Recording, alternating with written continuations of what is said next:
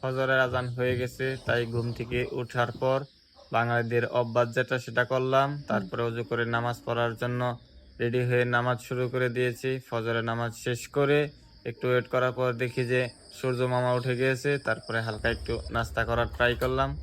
নাস্তা শেষ করে কিছু হাদিসের বই আছে, হাদিসের বই থেকে একটু হালকা বই পড়ি এবং তারপরে আমার কাজের উদ্দেশ্যে আমি বের হয়ে যাই। আসসালামু আলাইকুম। কয়েকটা ফল আছে, আনারস, তা বাজারে নিতে হয়। কালকে কাইটা রাখছিলাম, তার মধ্যে একটা শিয়ালে খাইয়া ফেলছে, ওইখানে আছে। আর এইখানে আছে আপনার 11টা, বাগানে মনে হয় কিছু আছে। দেখি ইনশাল্লাহ বাজার নিয়ে যাই, কি হয় দেখতে থাকুন।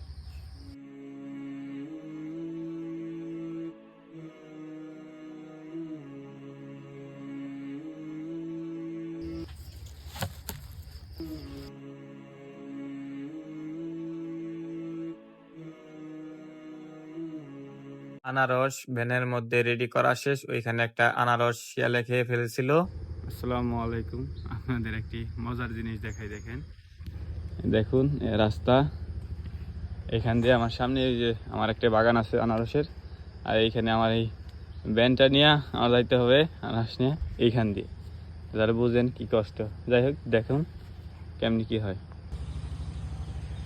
এটা হচ্ছে আমার একটা বাগান, তো চলেন দেখা যাক বাগানে আনারস আর কিছু পাই কিনা।